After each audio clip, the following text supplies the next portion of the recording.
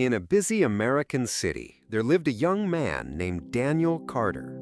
Daniel was 28 years old, working at a corporate office, and like many others, he dreamed of one day building his own business, his own success story. But Daniel had a problem. He wasted time. He scrolled endlessly through social media, watched shows late into the night, and told himself the same lie every day: "I'll do it tomorrow." He believed he had plenty of time. One morning, his boss called him into the office. "Daniel," he said firmly, "you're talented, you're smart, but you're always late with your work. If you don't change, I'll have no choice but to replace you." The words cut deep. Daniel walked out of the office that day with his head down, feeling defeated. On his way home, he stopped at a small coffee shop. It was run by an old man named Mr. James, who was 65 years old. The shop was small, but it was always full of customers. Curious, Daniel asked him, "Sir, what's your secret? How do you manage all this so perfectly?" Mr. James smiled warmly and replied, "Son, I respect time. Every minute is an investment.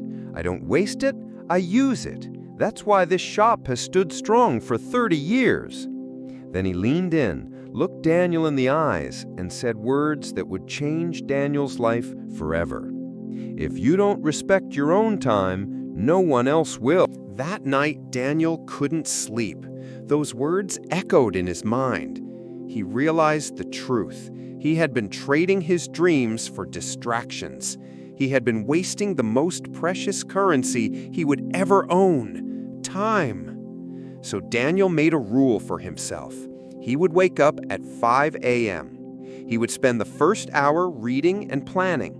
He would dedicate at least 2 hours every day to building his dream business. And he would cut down on meaningless scrolling, gossip, and excuses. At first, it was hard. He failed many mornings.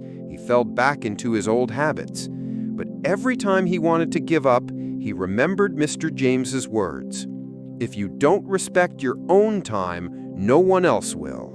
Months passed. His friends laughed at him. "Come on, man," they said. "Why work so hard? You're still young. Relax." But Daniel stayed disciplined. He stayed focused. He respected his time. Slowly, his small business idea, a digital marketing service for local businesses, started growing. At first, he had 1 client, then 3, then 10. By the end of the year, Daniel was earning more from his side business than from his corporate job. One day, he walked into his boss's office with confidence. "Sir," he said, "thank you for everything, but I'm resigning. I've decided to build my own company." His boss was shocked. "Daniel, are you sure? You had so much potential here." Daniel smiled and replied, "Yes, but potential means nothing without respecting time." 5 years later, Daniel's company became one of the fastest-growing firms in his city.